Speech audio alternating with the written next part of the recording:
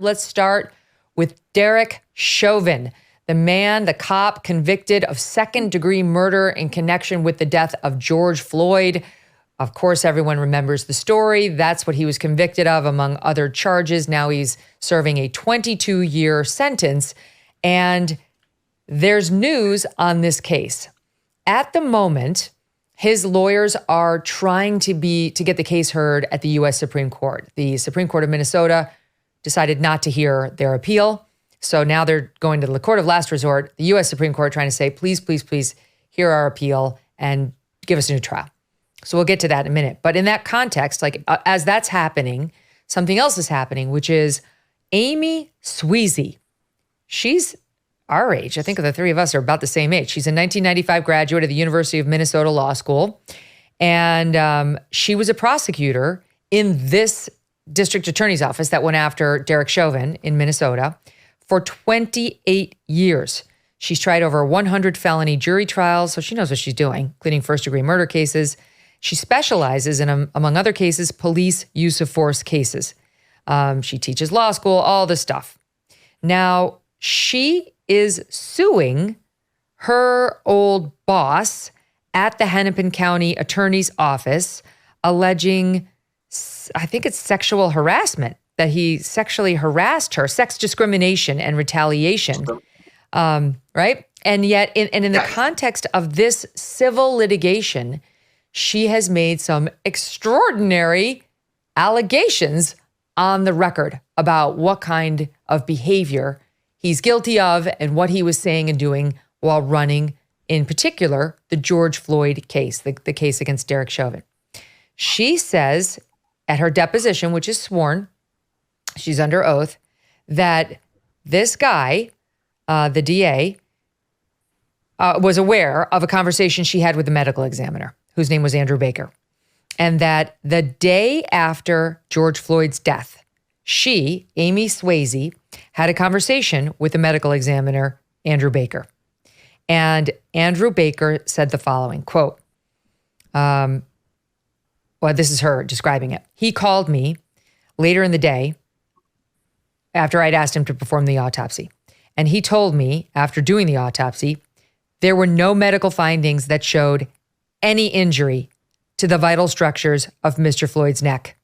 There were no medical indications of asphyxia or strangulation, said Ms. Sweezy. He said to me, she went on, Amy, what happens when the actual evidence does not match up with the public narrative that everyone's already decided on? And then he said, this is the kind of case that ends careers. Andrew Baker responded, the medical examiner, saying, I cannot comment, but his representative says that he stands by the autopsy report and his televised testimony, both of which are publicly available. Now, many are saying this proves that Derek Chauvin did not murder George Floyd in any way, that this medical examiner knew it, that there were no signs of asphyxiation nor any injury to the vital structures of his neck, no medical indications of asphyxia or strangulation. And that last comment is the killer. What happens when the evidence doesn't match up to the public narrative? So, Jonna, what, if anything, does this do to the case and specifically to this appeal to the U.S. Supreme Court to get Derek Chauvin a new trial?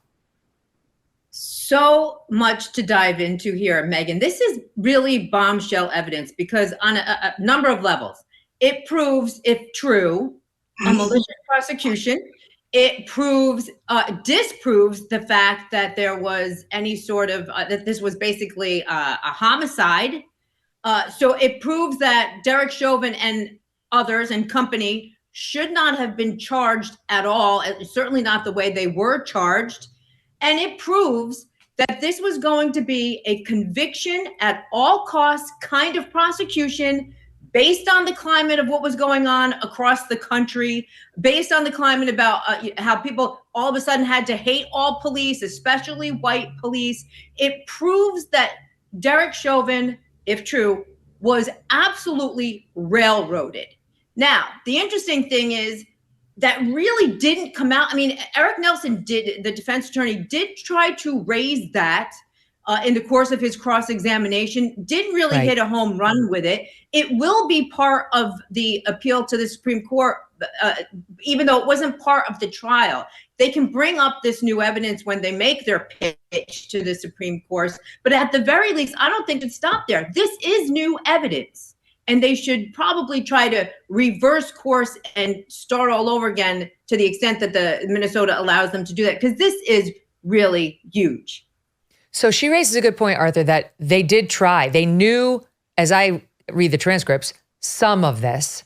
They knew from the medical examiner's report some of this, but they didn't know all of it. I don't see anything where they knew he was saying the actual evidence does not match up with the story that they're telling the public. That's devastating. You know, as a defense attorney, if you found that coming from another DA talking to your medical examiner, as the defense attorney, you'd be like, I'm doing cartwheels. You'd be so thrilled. But as far as I can tell, Derek Chauvin's lawyer did not have access to that because it's only been unearthed here in this civil lawsuit.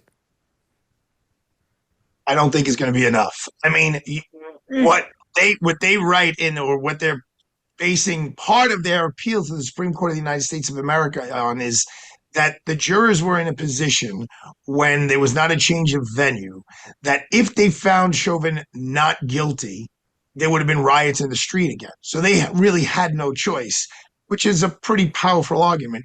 But just what an appellate court could say to get themselves out of it is, look, the jury heard substantially significant evidence that the medical examiner said, yeah, I don't think he was choked to death.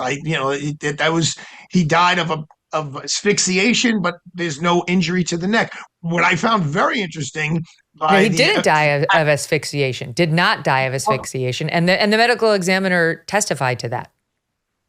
And what I found very interesting, though, Megyn, from the packet your team gave me, was that he said he never watched the video before he committed the autopsy, because he didn't want it to influence him in what his outcome was, which that really was like, wow, that's interesting. So he doesn't even know, or he hasn't seen it with his own eyes until I think after the fact. But look, the three of us know the Supreme Court of the United States of America takes less than 100 cases a year. There are certain cases that they have to take, like when two jurisdictions, like two different states in federal court are ruling differently. The Second Circuit has a different ruling than the Third Circuit. They kind of have to take that. Here, they have to find 4 justices to say, okay, we're going to take this case because it has such a profound impact on the laws of the United States of America that we're going to take it. I don't see that burning legal issue here that they're going to put their neck in the middle of this. You know, I will say, I'll make an argument of why they should. And I understand they probably won't, because they don't want to be particularly bold, the U.S. Supreme Court. They like to not touch the hot buttons if they can get away with it. But this is a growing trend in America, trial by media. Trial but for social justice, not for actual justice. And if they actually took this case and reversed it, saying this guy did not get a fair trial, the court of public opinion had hanged him before he ever stepped foot in that courtroom, and this was a DA and an AG on a quest for social justice, not actual justice, that's not the United States of America, it actually would send a very powerful message down to all courts, criminal and civil, on don't go this road. We're not going to support you, and we don't care if people don't like us. But Jonna, let me jump back to some of the evidence that was admitted before the jury, because this is not going to be helpful to Derek Chauvin's request for a new trial or trying to use this woman's deposition as the new holy grail.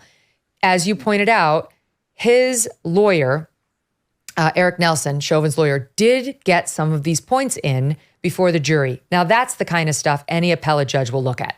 Because the appellate judges want to wiggle out of changing the verdict. They don't like changing verdicts. So if they have any reason to say, this was all brought up in front of the jury and you muffed it, then they'll do that. So here's what happened when they had Andrew Baker on the stand, the medical examiner. And Nelson was cross-examining him, April 2021. Here it is, SOT 20. Let's play it. In terms of the placement of Mr. Chauvin's knee, would that explain anatomically why Mr. Floyd, would that anatomically cut off Mr. Floyd's airway? In my opinion, it would not. So that was a great admission that Nelson got, that the knee would not have cut off airflow to George Floyd. The jury didn't care. Mm-hmm. Right, which goes along with the very basis. The very basis of the appeal is that, right? The very basis of the appeal is because you didn't allow us to change a venue. This was a conviction was a foregone conclusion because the jurors did not want their houses burned down. They didn't want their families stoned. They didn't want any of that. And the fact that a jury can ignore solid evidence from an ME, this isn't even a hired gun, so to speak. This isn't a quote unquote expert that any side can hire. This is the guy that works for the state that does this for a living, that works for the state, giving information that is basically contrary to the state's case. And the jury still rejected it. What does that tell you about the tenor? And you know what I find very interesting? If we believe the information in the deposition that's ancillary to all of this, where the ME was basically saying, without saying it, don't make me do this because I still want my job. Don't make me say what really happened here because it's not a safe environment if I do. Do you think 12 strangers aren't going to have the same fear? If a professional, if a seasoned professional is afraid to tell it like it is, do you think 12 jurors are going to be bold enough to find Derek Chauvin not guilty? No way. You're so right. Because he ended it, just as a reminder, he did end it, according to this woman's deposition, again, Amy Sweezy's deposition, the medical examiner ended it with, the evidence doesn't match up with the public narrative. This is the kind of case that ends careers. Some people take CBD for better sleep or less stress and more calm. Some take it for pain relief, better energy, or better focus and concentration. Today, I want to tell you about CB Distillery and their over 2 million satisfied customers. According to a poll of their customers, 90% reported they sleep better with CBD. 81% said CBD helps with stress, and 80% said CBD helps with aches and pain after physical activity. If you struggle to get a good night's sleep, if you're dealing with too much stress and could use a little calm in your life, if you suffer from pain and discomfort, especially after physical exercise, you could give CBD a try from cbdistillery.com. Use my 20% discount by visiting cbdistillery.com. Enter my initials MK to get your discount. No prescription required. That's cbdistillery.com. Promo code MK for 20% off. cbdistillery.com. Hey, thanks so much for watching. If you like what you just saw, hit the subscribe button for more clips and full episodes.